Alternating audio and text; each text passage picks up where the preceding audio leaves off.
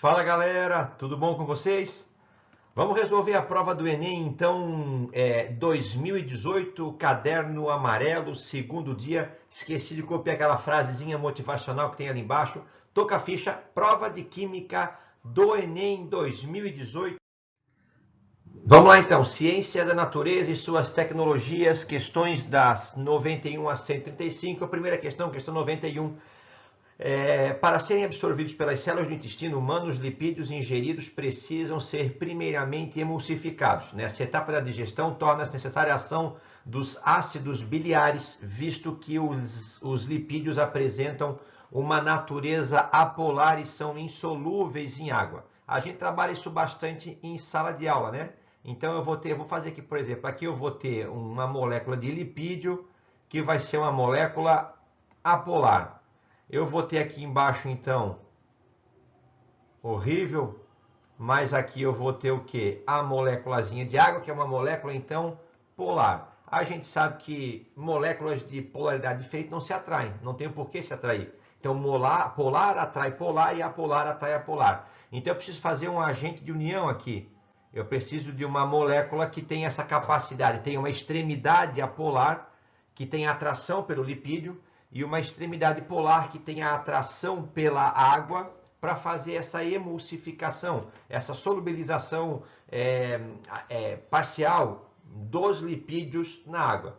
Então, esses ácidos atuam no processo de modo a... Pergunto para você, você tem a sua mão cheia de gordura, cheia de óleo, não adianta lavar a sua mão somente com água. Você precisa colocar alguma substância que emulsifique essa gordura, que a torne parcialmente solúvel em água. Eu preciso usar ou um sabão ou um detergente para poder, então, solubilizar parcialmente essa molécula de lipídio, de gordura, na água. Então, os ácidos biliares, eles não vão hidrolisar o lipídio. Hidrolisar significa quebrar. Quando você hidrolisa o lipídio, que é um éster, você vai conseguir ácido graxo e álcool, não é essa a função dele. A função dos ácidos biliares nada mais é do que agir como detergente, ou seja, fazer essa ponte de ligação entre as moléculas de lipídio, que são apolares, e a molécula de água, que é fortemente polar, que interage entre outras moléculas de água através de ligações de hidrogênio. Tornar os lipídios anfifílicos, anfi é duplo, filia é atração. Então a gente sabe que tem moléculas que são hidrofílicas e tem moléculas que são lipofílicas ou hidrofóbicas.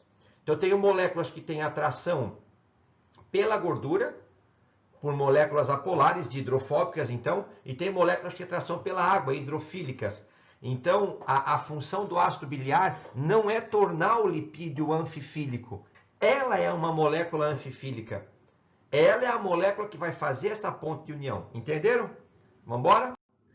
Questão 94. A identificação de risco de produtos perigosos para o transporte rodoviário é obrigatória e realizada por meio da sinalização composta por um painel de segurança de cor alaranjada e um rótulo de risco. As informações inseridas no painel de segurança e no rótulo de risco, conforme determina a legislação, permite que se identifiquem o produto transportado e os perigos a eles associados. A sinalização mostrada identifica uma substância que está sendo transportada em um caminhão. Ela tem, então, o símbolo de ser um gás tóxico, e a identificação dela é por dois números, 268 e 1005. Os três algarismos na parte superior, então, o 268, indicam o número de risco. O número 268 indica ser o 2, um gás, o 6, tóxico, e o 8. Então, 268 está se referindo a um gás que é tóxico e corrosivo. Os 4 dígitos na parte inferior, 1005, corresponde ao número ONU, que identifica o produto transportado. Considerando a identificação apresentada no caminhão, o código 1005 corresponde a que substância? Vamos lá então, vamos por exclusão. Gás. Eteno é um gás. O eteno é o etileno, é o gás que eu uso no amadurecimento das frutas. O nitrogênio é o principal gás constituinte da atmosfera. A amônia é um gás tóxico. É o gás que, quando em contato com a água, forma o amoníaco, o hidróxido de amônio. O propano, juntamente com o butano, forma o gás liquefeito do petróleo. Então, ele é o gás do isqueiro. O dióxido de carbono é o gás carbônico que todo mundo é acostumado. Então, todas as 5 alternativas, elas são o quê? Todas elas são gases. Vamos tirar agora os que são tóxicos. Pergunto para vocês. A letra A é o eteno. É o gás utilizado no amadurecimento forçado de frutas e na fabricação de plásticos. Ele não é um gás tóxico. O nitrogênio é o principal constituinte da atmosfera. Não é um gás tóxico. Ademir, amônia, eu não sei. O propano, pessoal, é um dos constituintes do gás de cozinha. O gás de cozinha é tóxico? Você pode inalar? Posso. Claro que eu não vou inalar em grande quantidade. E o gás carbônico? O gás carbônico, todo mundo sabe que ele não é tóxico. O gás tóxico é o monóxido de carbono. O gás carbônico, ui, que horrível. O gás carbônico é um gás fundamental para a vida na Terra, porque é com ele que eu tenho o efeito estufa. O efeito estufa é um efeito importante que mantém a Terra aquecida. O excesso de gás carbônico e de outros gases, ele aumenta o efeito estufa. Então me sobra o quê? Me sobra a letra C, que é o gás amônia, que é um gás tóxico, corrosivo, e é a ele, então, atribuído o número 1005. Tranquilo? Questão 97. O grafeno é uma forma alotrópica do carbono constituído por uma folha planar, arranjo bidimensional, de átomos de carbono compactados e com a espessura apenas de um único átomo. Todo mundo no mesmo plano. Sua estrutura é hexagonal conforme a figura. Nesse arranjo, os átomos de carbono possuem hibridização. Pergunto para vocês. Eu tenho o carbono. Quais são os 3 estados de hibridização do carbono? Ademir, eu tenho o carbono sp3, eu tenho o carbono sp2 e eu tenho o carbono sp. Como que é um carbono sp3? Carbono sp3, Ademir, é aquele carbono que faz 4 ligações simples. Carbono sp2 é um carbono que faz 2 ligações simples e uma dupla. E carbono sp é o carbono que faz 2 duplas ou uma simples e uma tripla. Pergunto para vocês, que geometria tem o carbono sp3? A geometria ela é tetraédrica. O carbono sp2 é um carbono trigonal plano. E o carbono sp é um carbono linear. Tranquilo? Então, ali, ele está me dizendo que o grafeno é uma forma alotrópica do carbono constituído por uma folha planar, arranjo bidimensional de átomos de carbono compactados e com a espessura de apenas um átomo de carbono.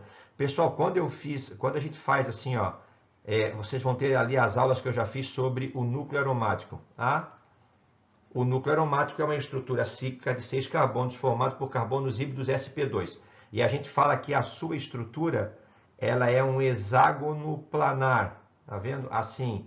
E a gente fala que sobre esse hexágono planar, deixa eu mudar aqui um pouquinho. Eu vou ter... Opa, deixa eu ver uma cor que aparece aqui. Nenhuma cor aparece.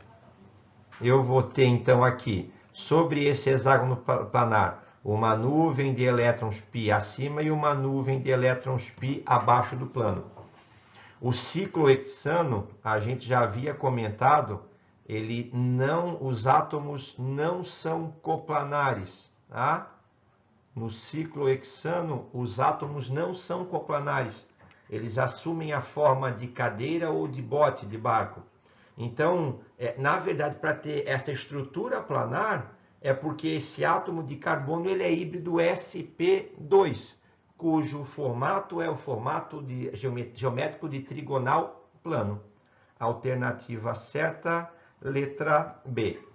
Então, esses carbonos são sp2 de geometria trigonal planar. Tranquilo? Vamos em frente? Questão 99. Pesquisas demonstram que nanodispositivos baseados no movimento de dimensões atômicas induzidos por luz poderão ter aplicações em tecnologias futuras, substituindo micromotores sem a necessidade de componentes mecânicos. Exemplo de movimento molecular induzido pela luz. Exemplo de um movimento na molécula induzido pela luz sem a necessidade de componente mecânico, de motorzinho, de micromotor, de nanomotor.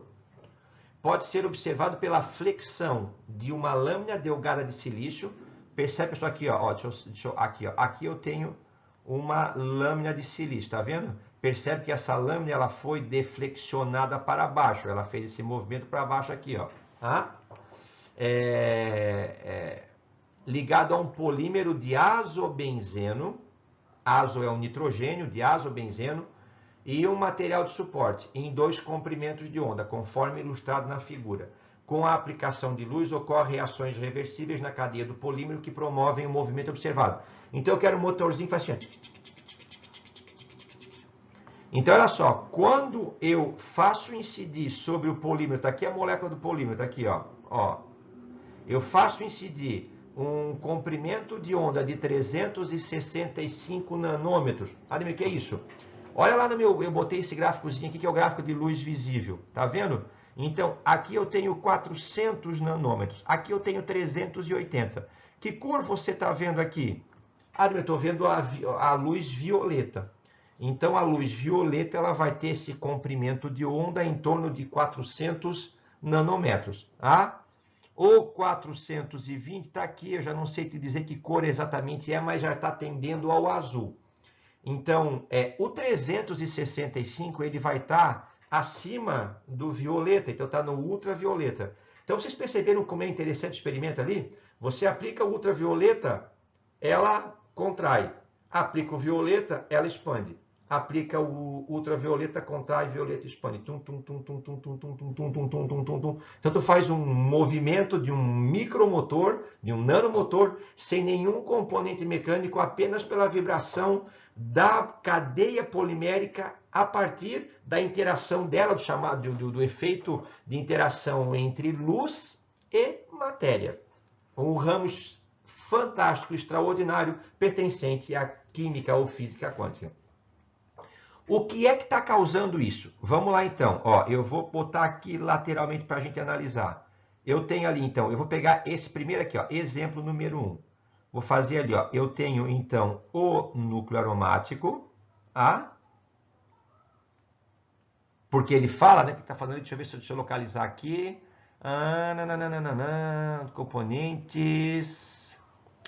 Tá, onde é que está aqui pela luz? Azobenzeno. Então, eu tenho ali o núcleo aromático, aí eu estou vendo que a bolinha maiorzinha, mais escura, é o nitrogênio. Então, eu tenho ali o nitrogênio, aí ele faz uma dupla com o outro nitrogênio, e aí eu vou ter aqui embaixo o outro núcleo aromático. Tá? Fechou? Essa é a situação número 1. É quando a fita polimérica está mais estendida. Na situação número 2, ela contraiu e trouxe com ela aquela lâmina lá de silício, né? É silício? É isso mesmo.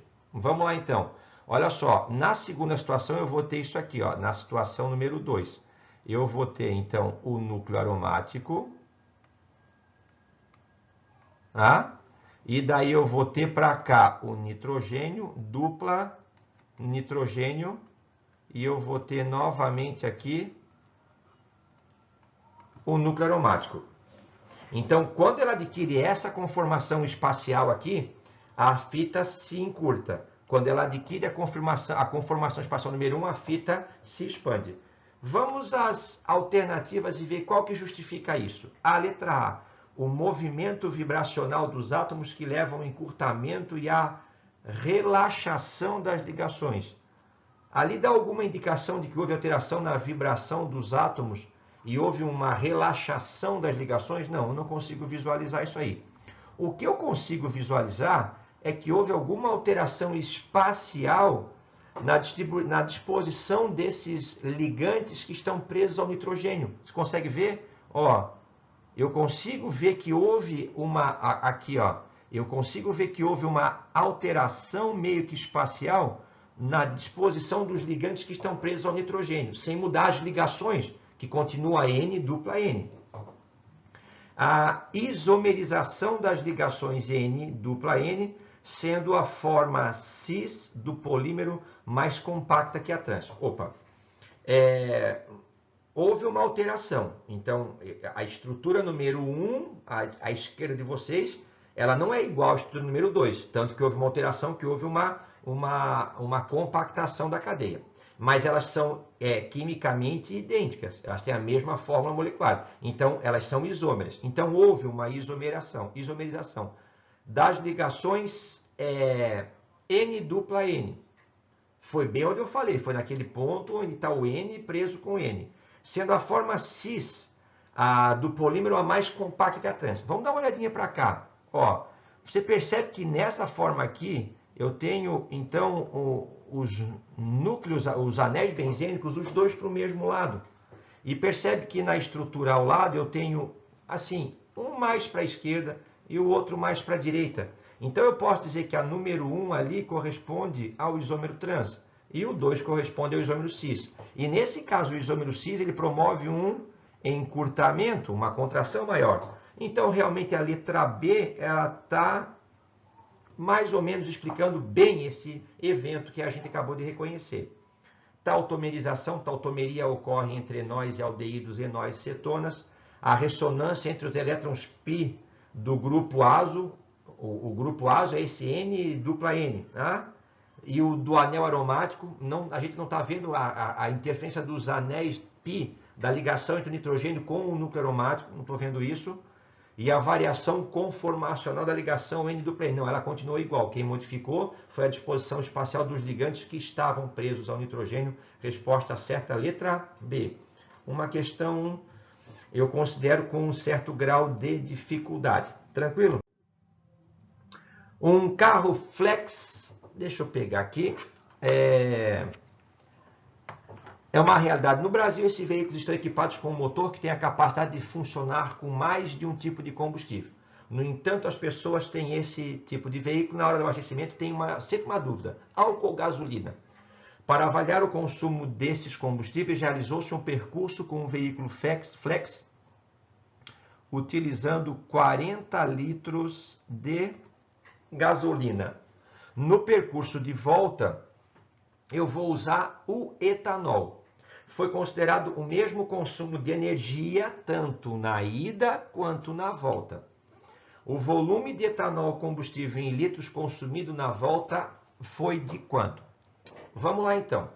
Então ele consumiu, aqui está me dizendo que o calor de combustão, primeiro da gasolina aqui embaixo, ó, ela libera 10 quilocalorias por grama de gasolina queimada.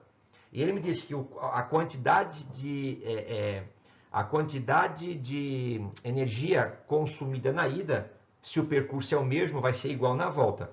Então eu tenho que ver quanto é que me liberou, quanto liberou de energia 40 litros de gasolina. Vamos lá então, só que a unidade é quilocaloria por grama.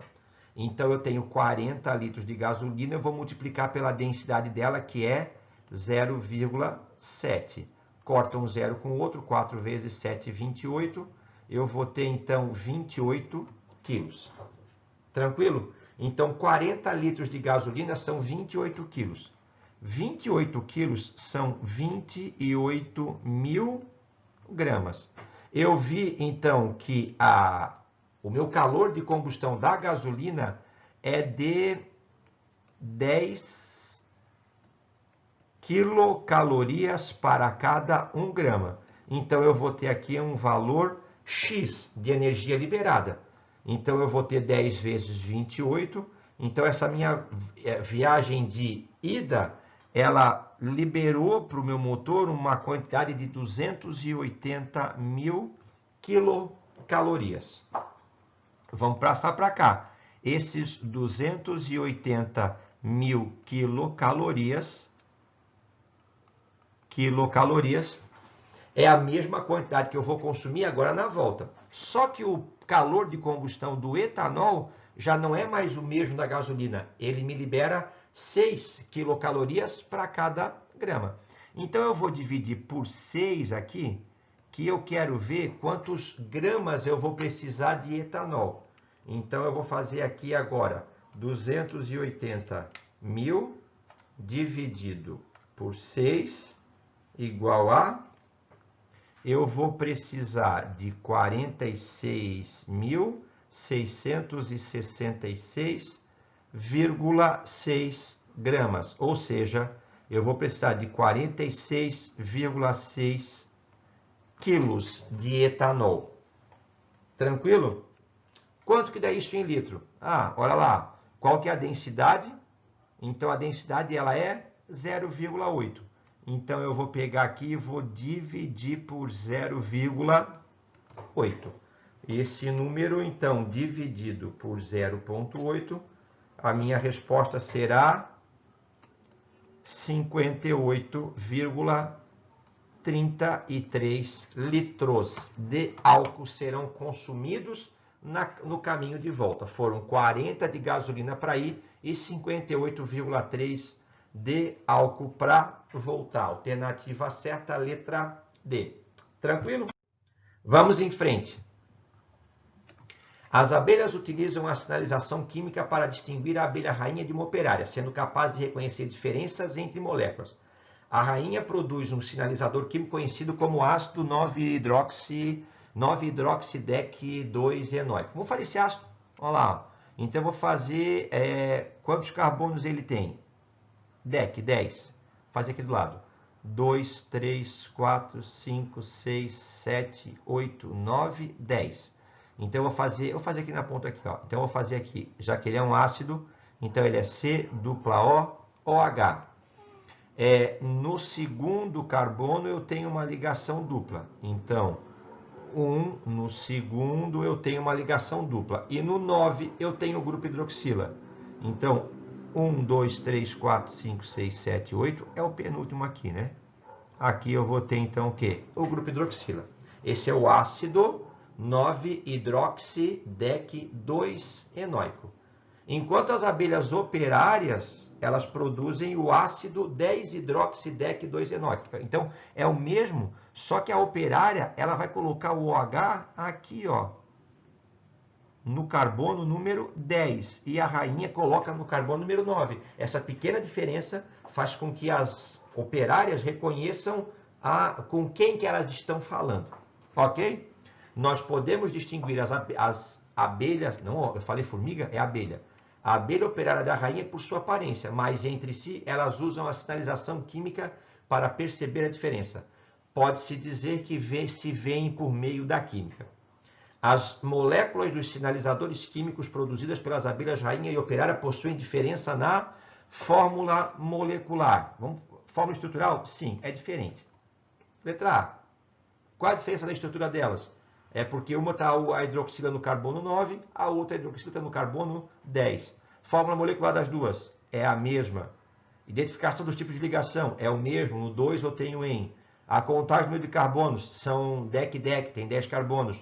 Grupo funcional, elas têm o grupo funcional álcool e ácido carboxílico. Então elas diferem na fórmula estrutural. Fechou? Questão 104. O alemão Fritz Haber recebeu o Prêmio Nobel de Química em 1918 pelo desenvolvimento de um processo viável para a síntese da amônia. Em seu discurso de premiação, Haber justificou a importância do feito dizendo: qual que é a síntese dele? A síntese da ureia. A gente fala muito, né? Então eu tenho N2 mais 3H2 produzindo 2NH3. A síntese da ureia. Importantíssima como fonte de nitrogênio para fertilizantes na agroindústria. Desde a metade do século passado, tornou-se conhecido que um suprimento de nitrogênio é uma necessidade básica para o aumento das safras de alimentos. Entretanto, também se sabia que as plantas não podem absorver o nitrogênio na sua forma mais simples. Qual que é a forma mais simples do nitrogênio? É o da atmosfera, é o N2. Se elas absorvessem assim, tranquilo, mas elas não conseguem. Tá? Elas precisam do nitrogênio seja combinado para poderem assimilar o nitrito, nitrato, ciclo de nitrogênio da biologia.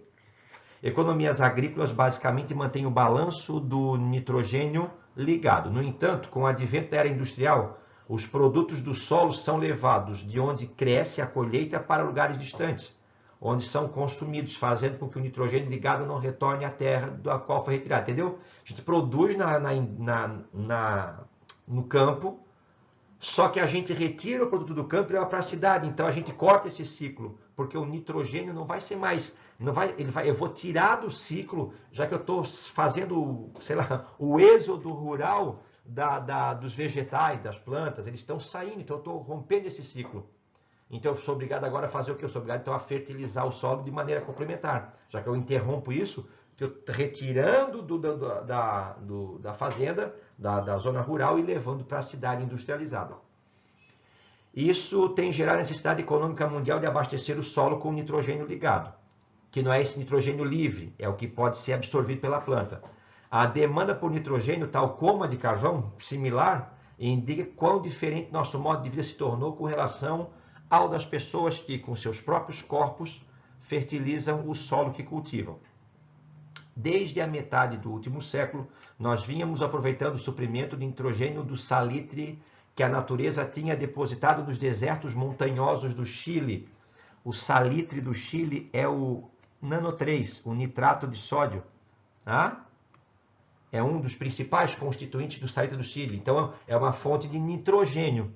Não esse nitrogênio livre, N2, que não pode ser absorvido. Então, como a gente está esgotando o solo e tirando para a cidade, eu preciso repor os nutrientes do solo. Uma das principais fontes era o salitre extraído das salinas das reservas do Chile. Comparando com o rápido crescimento da demanda com a extensão calculada desses depósitos, ficou claro que em meados do século atual, uma emergência seríssima seria inevitável, a menos que a química encontrasse uma saída. E quem encontrou a saída? Fritz Haber e Bosch, a síntese de Haber-Bosch, a gente fala, que é um outro químico que fez com que a gente conseguisse produzir a amônia em laboratório em escala industrial, com um gasto energético menor do que os processos anteriormente utilizados. De acordo com os argumentos de Haber, qual foi o fenômeno que provocou o desequilíbrio do balanço do nitrogênio? Letra A, o esgotamento das reservas de salitre do Chile. Não foi ele que causou o desbalanceamento. O esgotamento delas vai dificultar a nossa reposição para os fertilizantes do solo. O aumento da exploração de carvão vegetal e carvão mineral, não, ele não falou isso, né? Ele comparou os dois processos extrativos desbalanceados, mas não tem relação nenhuma entre eles. A redução da fertilidade do solo nas economias agrícolas. Isso é uma consequência, mas não é a causa. Ele está perguntando o que causou, não qual é a consequência. A consequência dessa ruptura pelo ciclo equilibrado é que causou a redução na fertilidade do solo. E aí a gente tem que adubar ele. A intensificação do fluxo de pessoas do campo para a cidade. É a ideia que, por enquanto, mais se encaixa a essa retirada do campo e levada para os centros urbanos. A necessidade das plantas de absorverem sais de nitrogênio. Elas sempre precisaram fazer isso. Não é elas que são as culpadas. As culpadas são, então, essa intensificação do fluxo de pessoas do campo para as cidades. Até porque ele botou no texto lá, as pessoas que com seus próprios corpos fertilizam o solo que cultivam. Tranquilo? Não é uma questão de química, é uma questão de interpretação de texto sobre uma das reações mais importantes e mais trabalhadas no ensino médio, que é a síntese da ureia. Ok? Síntese de Haber-Bosch. Questão 107. Companhias que fabricam os jeans, usam o cloro. Elas vão usar então o quê? O cloro para o clareamento, para atenuar a coloração, seguido de lavagem. Pergunto para vocês, o cloro é um produto tóxico ou não é tóxico? Ademir, o cloro é um produto tóxico, tá? Tanto que se você usar quiboa, que é o hipoclorito de sódio, NaClO, usar de maneira contínua vai lhe causar uma irritação na mão, alguns têm alergia. Se você ficar num ambiente fechado, esses vapores que contêm cloro vão irritar o seu nariz, irritar o seu olho. Então, o cloro é um produto tóxico, tá? Então, seria interessante a gente substituir o cloro, né? Substituindo o cloro por substâncias ambientalmente mais seguras, como os peróxidos. O que é que são peróxidos? Peróxidos são estruturas que têm esse tipo de organização. O preso no O. O peróxido que vocês mais conhecem é o peróxido de hidrogênio, ou seja, a água oxigenada, H2O2, que podem ser degradados por enzimas chamadas peroxidases. Então, vamos usar para clarear o jeans os peróxidos ao invés das soluções cloradas. Por quê? Os peróxidos são biodegradáveis, porque eles são degradados por uma enzima chamada peroxidase.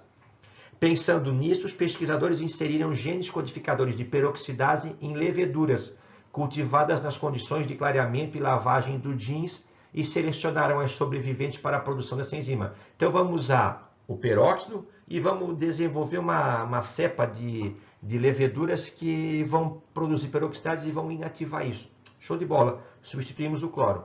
Nesse caso, o uso das leveduras modificadas objetiva reduzir a quantidade de resíduos tóxicos nos efluentes da lavagem? Sim, porque eu tenho que fazer o clareamento com cloro e tenho que depois fazer uma lavagem. Então essa lavagem vai ser rica em subprodutos derivados do cloro. Então, trocando ele pelo peróxido, eu vou reduzir a quantidade de resíduos tóxicos. Eu vou eliminar a água consumida? Não, eu ainda vou consumir água. Eu vou elevar a capacidade de clareamento? Não, o texto não fala nada disso. Eu deixo aumentar o jeans, ficar mais resistente ao peróxido? Nada a ver. Associar a ação bactericida ao clareamento? Não, as leveduras elas vão gerar peroxidase que vai inativar o peróxido. E aí vai deixar o efluente, o que está sendo lançado, de baixíssima toxicidade. Fechou? Resposta certa, letra A. Questão 108. Por meio das reações químicas que envolvem carboidratos, lipídios e proteínas, nossas células obtêm energia e produzem gás carbônico e água. A oxidação da glicose no organismo humano libera energia, conforme ilustra a equação química, sendo que aproximadamente 40% dela é disponibilizada para atividade muscular. Então não é todo o carboidrato da glicose que eu vou usar para atividade muscular. Estima-se ali que 40% dela seja utilizada. Aqui está a reação, aqui está a glicose, que todo mundo conhece, e aqui está o seu ΔH de combustão. Ela libera 2.800 kJ para 1 mol de glicose queimada. Glicose C6H12O6. Carbono tem massa quanto, galera? 12. Hidrogênio tem massa quanto? 1. Oxigênio tem massa quanto? 16. 6 vezes 12, 72. 12 vezes 1, 12. 6 vezes 16, 6 vezes 6, 36. Vai 3, 96. 96 com 84, isso aqui todo mundo está cansado de fazer. 180 gramas é a massa molar. Então, olha só, 180 gramas de glicose vai liberar 2.800 kJ. Ele quer saber a oxidação de 1 grama de glicose, vai liberar X. Só que a gente sabe que não é todo esse valor que é usado, é apenas 40%, tá? Para atividade muscular. Então eu vou dividir aqui, eu vou dividir 2.800 dividido por 180 igual, aqui eu vou ter X é igual a 15,5 kJ, mas apenas 40% é destinado para atividade muscular. Então, eu vou pegar esse número e multiplicar por ponto 4, a minha resposta será 6,22 kJ. Alternativa certa, letra A. Tranquilo? Suado, prova do Enem gigantesca, né? 180 questões. Essa prova agora, 45 de ciências e 45 de matemática. Questão 111. A hidroxilamina ou hidroxilamina NH2O, OH, é extremamente reativa em reações de substituição nucleofílica. Uma substituição nucleofílica é que vai sofrer a molécula orgânica na sua parte positiva vai ser atacada. Então, o reagente ele tem carga negativa. O reagente com carga negativa é o reagente nucleófilo ou nucleofílico. É o reagente nucleofílico que é um nucleófilo. É ele negativo que vai atacar a parte positiva da molécula. Então, olha só, eu tenho aqui o anidrido acético, está aqui, que é um anidrido ácido, então ele é o resultado da desidratação intermolecular, naquele caso, de duas moléculas de ácido acético, e ele foi atacada pela hidroxilamina, aqui. Mas eu tenho um produto A e eu tenho um produto B. Se você perceber aqui, ó, eu vou fazer aqui assim, ó, eu tenho isso aqui, né? Ó, que ele vai estar aqui. Ó, e ele vai estar novamente aqui, tá? Percebe que foi anexado a ele um hidrogênio. Tranquilo? Mas você percebe que depois sobrou essa segunda parte aqui, ó. Sobrou a segunda parte e sobrou a segunda parte. No produto A, que é esse aqui, eu vou ter aqui então o quê? ONH2. E no produto B, eu vou ter NHOH. Então, percebe que no produto A foi o oxigênio que atacou o anidrido acético, ou uma etapa intermediária da reação. E no B foi o nitrogênio. A molécula não era aqui, ó, a molécula era isso aqui, ó. Ó, NHOH.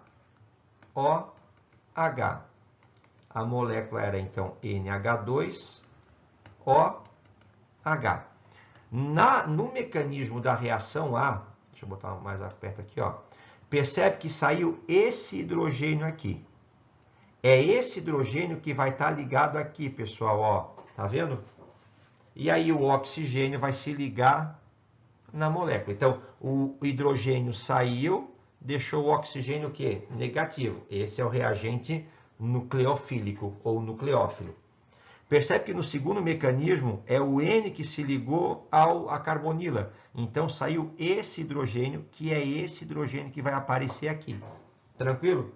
Então ele saiu H+, deixou esse N negativo, é o outro reagente eletrofílico ou eletrófilo. Tá? Nucleófilo, desculpa, já que ele é negativo. O produto A é favorecido em relação ao B por um fator de 10 na quinta. 10 na quinta é 1, 2, 3, 4, 5.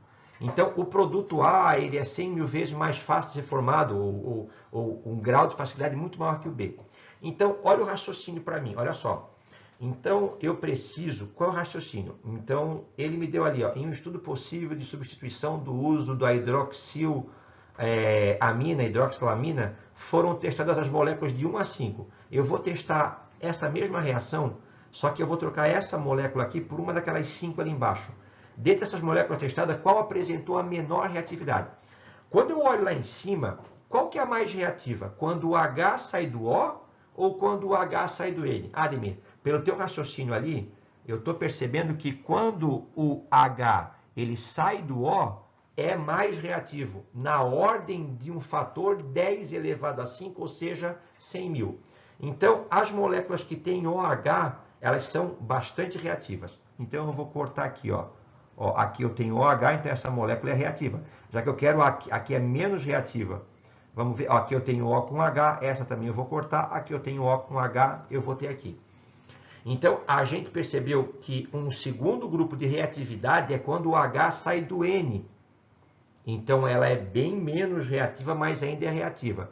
Se você perceber, na número 2, eu tenho 2 Hs ligados ao N. Na número 4, eu não tenho nenhum H ligado ao N. Então, a gente viu que ela torna-se muito reativa quando eu tenho o H ligado ao O, ou quando eu tenho o H ligado ao N. Quando eu não tenho isso, a número 4 ela não tem nem H ligado ao O, nem H ligado ao N. Então, ela vai ter um mecanismo de reação muito dificultado para esse tipo de reação específica. Então, com certeza, a número 4 delas vai ser a molécula que vai apresentar a menor reatividade. Difícil essa questão, difícil, extremamente difícil, eu acho, para uma prova que avalia o conteúdo básico do ensino médio e não é uma prova de graduação ou de pós-graduação específica em química. Para a próxima? As células solares à base de dióxido de titânio, está aqui, ó. Os painéis solares são feitos à base de dióxido de titânio. sensibilizadas por um corante S. Então, esse painel ele é sensibilizado por um corante S. São promissoras e podem vir a substituir as células de silício. Aqui é o famoso efeito fotoelétrico. A luz atravessa, a luz vem do Sol, entra em contato, o fóton interage com o elétron ele salta da órbita, e aí eu tenho um fluxo de corrente elétrica. Então, o átomo, o elétron, ele absorve esse fóton, o fóton interage com o elétron e arranca ele, promove ele, originando a corrente elétrica. Nessas células, o corante é adsorvido, ou seja, na superfície, ele não é absorvido, ele fica adsorvido, ele fica aderido à superfície. É o responsável por absorver energia luminosa, está lá comprimento de onda. E o corante excitado S asterístico é capaz de transferir os elétrons para o dióxido de titânio. Um esquema dessas células dos processos envolvidos na figura de conversão elétrica ocorre por meio das sequências. Reação número 1. Então, aqui eu tenho o quê? Eu tenho a célula solar com o corante e ela vai interagir com a luz, com o fóton. E aí eu vou ter o que aqui? Eu vou ter o corante excitado, ele falou ali, né? Ou sensibilizado, tá? Então, esse corante sensibilizado vai extrair, então, o elétron do painel. E daí eu vou ter o que aqui depois? Eu vou ter esses compostos à base de iodo. Olha lá, estava excitado, agora já não está mais de volta, voltou a ser o mesmo estágio inicial, já para que eu possa, então, ter esse ciclo sendo recarregado, vamos dizer assim, né? É um ciclo, me faltou a palavra agora, um ciclo renovável. Então, na reação número 3 é fundamental para o contínuo funcionamento da célula solar, pois o que aconteceu aqui? Tá? O que o iodo fez, os iodetos fizeram aqui? Eles regeneraram aquele corante. Então, olha só, na verdade, ele regenera o corante e permite que a célula funcione num ciclo contínuo. Tranquilo? Questão 116. O sulfeto de mercúrio 2 foi utilizado como pigmento vermelho para pinturas de quadros e murais. Esse pigmento, conhecido como vermilion, escurece com o passar dos anos, fenômeno cuja origem é alvo de pesquisas. Aventou-se a hipótese de que o vermilion seja decomposto sob a ação da luz, produzindo uma fina camada de mercúrio metálico na superfície. Essa reação seria catalisada pelo íon cloreto presente na umidade do ar. Segundo a hipótese proposta, o íon cloreto atua na decomposição fotoquímica do vermilion. Esse íon cloreto ele atua como um catalisador. Vamos lá, pessoal, questãozinha mais comum, extremamente comum. Então, eu tenho aqui uma reação, por exemplo, uma reação exotérmica. Essa reação, então, eu tenho aqui em cima os reagentes, eu tenho aqui embaixo o produto. Aqui eu tenho aqui eu tenho o complexo ativado, né? A energia do reagente até o complexo ativado eu chamo de EA. EA Sport. It's a game. Energia de ativação. Se eu adicionar um catalisador, eu vou achar um caminho alternativo em que eu vou ter uma lombadinha menor, eu vou ter então o quê? Uma energia de ativação número 2 menor do que a número 1.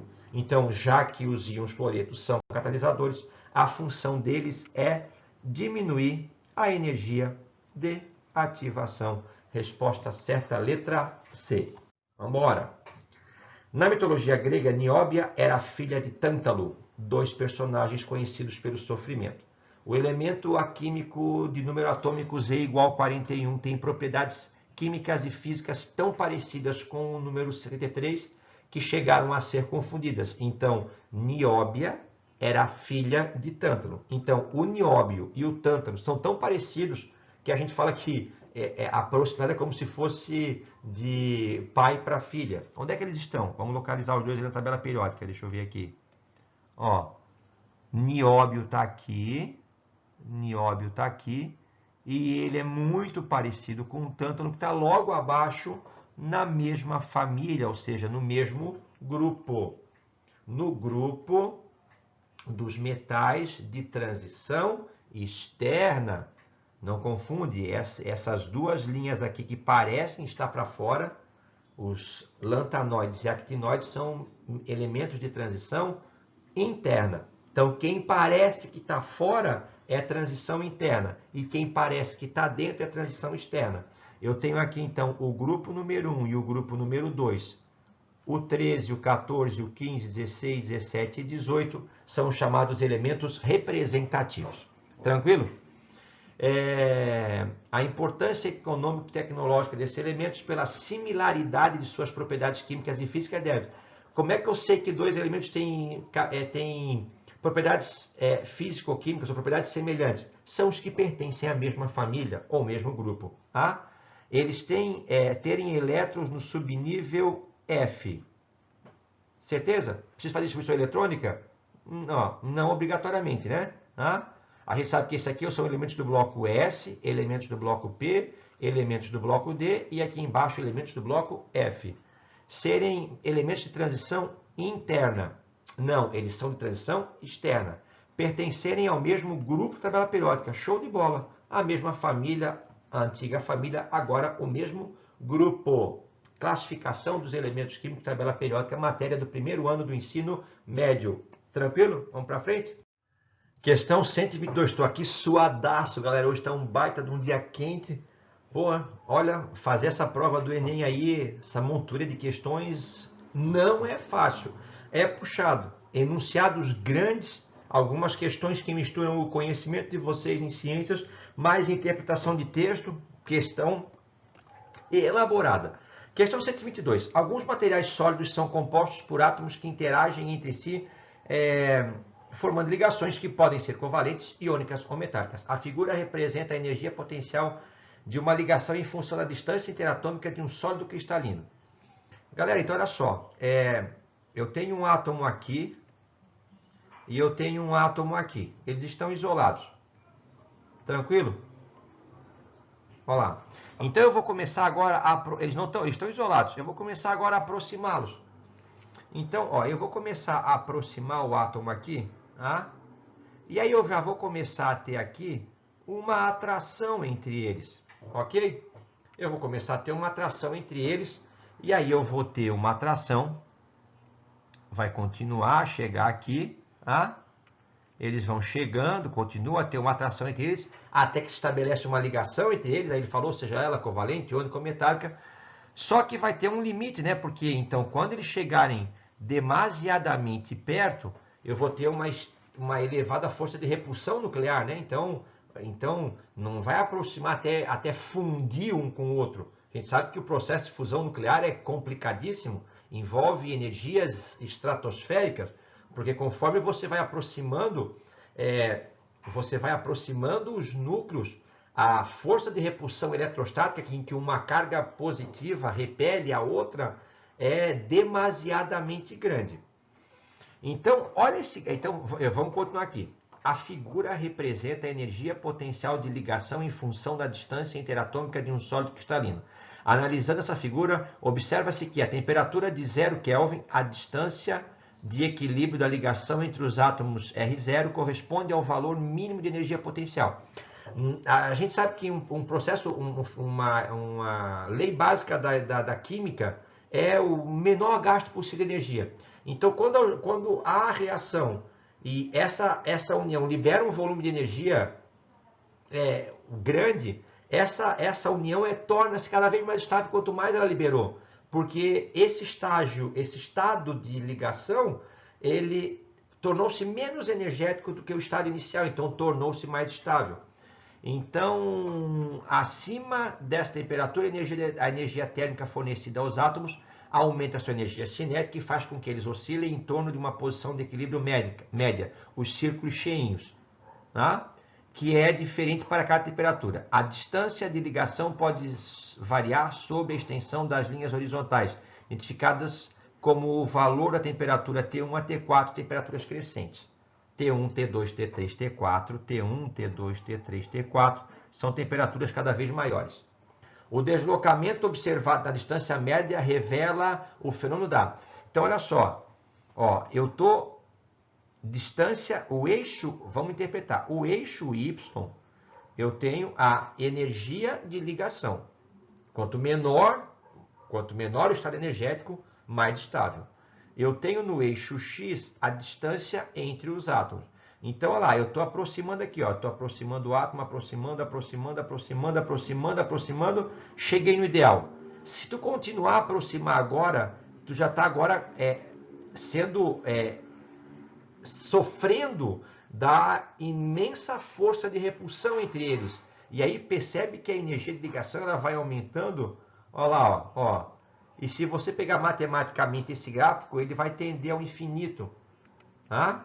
Então ele vai tender a um número gigantesco lá em cima. Foi o que eu falei. Conforme os núcleos vão se aproximando, essa energia de fusão nuclear, por exemplo, ela é lá na cara do chapéu. Tá? Então aqui eu vou ter um limite tendendo ao infinito nesse gráfico, conforme eu vou reduzindo a distância entre os átomos. Então percebe aqui, ó, aqui eu tenho a distância entre os átomos, aqui eu tenho o ponto médio. A distância entre os átomos, o ponto médio. A distância entre os átomos, o ponto médio. A distância entre os átomos, o ponto médio. Percebe que esses pontos médios, então, olha só, eles estão ficando cada vez mais espaçados um do outro. Então, conforme eu estou aumentando a temperatura de T1 para T4, esses pontos médios das distâncias interatômicas eles estão aumentando. O que está acontecendo com esse sólido, então? Se eu estou aquecendo e ele está aumentando a distância interatômica, ele está sofrendo uma dilatação térmica. Eu considero difícil também, porque eu estou fazendo aqui agora, sou professor de Química, já estou mais velho, li a questão com calma. Vocês, no dia a dia, essa questão ela é pauleira. Resposta certa, letra B. Esse gráfico descreve o fenômeno da dilatação, nesse caso, por aquecimento térmico. Utilizando um densímetro cuja menor divisão entre as escalas, isto é, a diferença entre duas marcações consecutivas é de 5 vezes 10 na menos 2 gramas por centímetro cúbico. Então, 0,05 gramas... 0,05 gramas por centímetro cúbico. Então, eu vou copiar esse densímetro ali. Tá aqui, ó.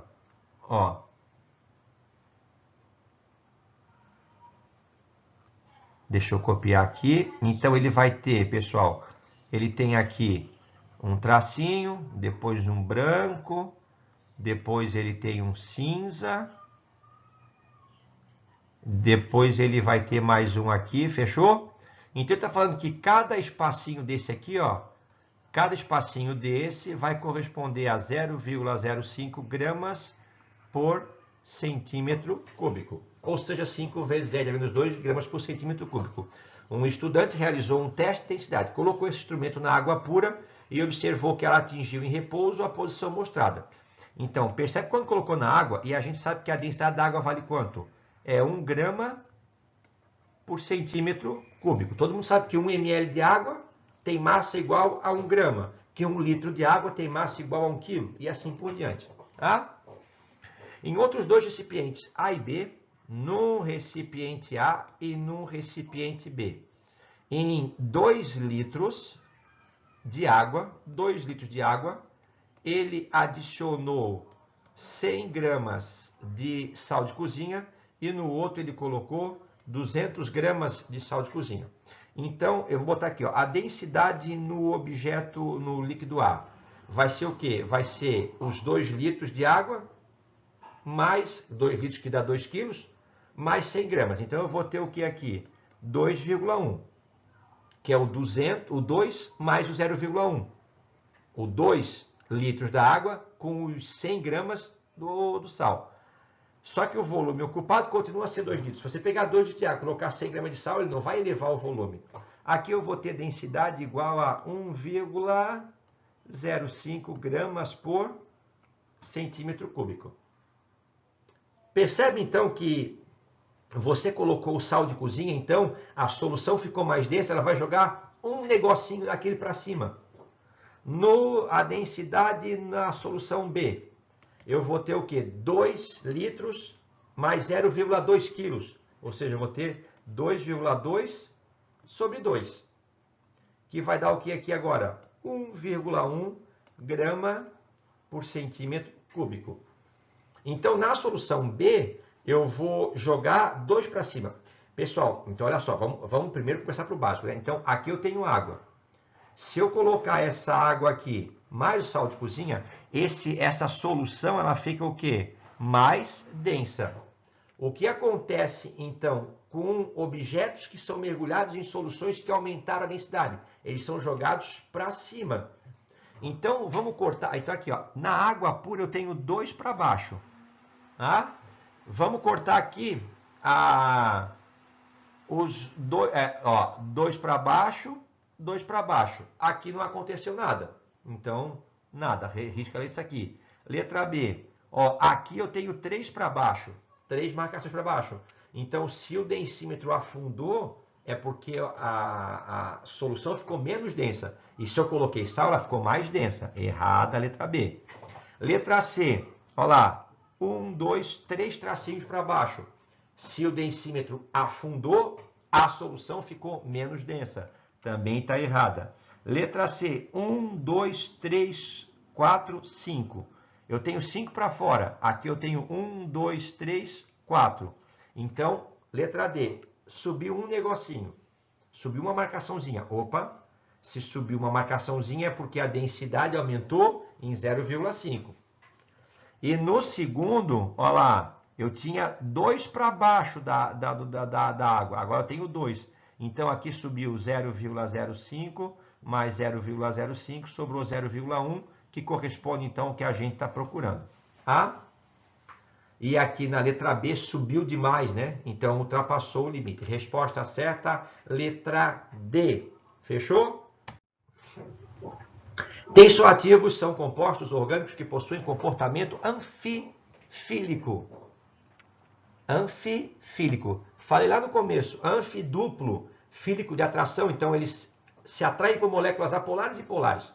Possuem 2 regiões, uma hidrofóbica, que repele a água, apolar, e uma hidrofílica polar, que atrai água. O principal tensoativo aniônico sintético surgiu na década de 40 e teve grande aceitação no mercado de detergentes em razão do melhor desempenho comparado ao do sabão. No entanto, o uso desse produto provocou grandes problemas ambientais, dentre eles a resistência à degradação biológica por causa dos diversos carbonos terciários na cadeia que compõe a porção hidrofóbica, que é a cadeia carbônica, do tensoativo aniônico. As ramificações da cadeia dificultam sua degradação, levando à persistência no meio ambiente por longos períodos.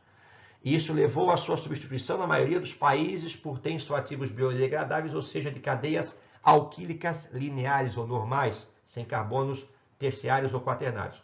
Vamos lá então. Qual desses é o do texto? Primeiro, pessoal, onde é que tem as cadeias com carbono terciário? Ó, letra A, cadeia linear. Letra D, cadeia linear. Aqui, carbono terciário, carbono terciário, carbono terciário, carbono terciário. Preenche o que o enunciado falou. Aqui, carbono terciário, terciário, terciário, terciário, terciário. Também preenche. Aqui tem só um carbono terciário, tem o 2 aqui também, né? Tem aqui. Tá? Então ele falou que são cadeias com diversos carbonos. Então corta a letra C. Sobrou a B e a E. Uma das funções que eu falei que são usadas nos detergentes, que são os centros tensoativos, são aqueles ácidos sulfônicos. Lembra como é que é um ácido sulfônico? Um ácido sulfônico, ele é derivado do ácido sulfúrico, de uma reação de sulfonação.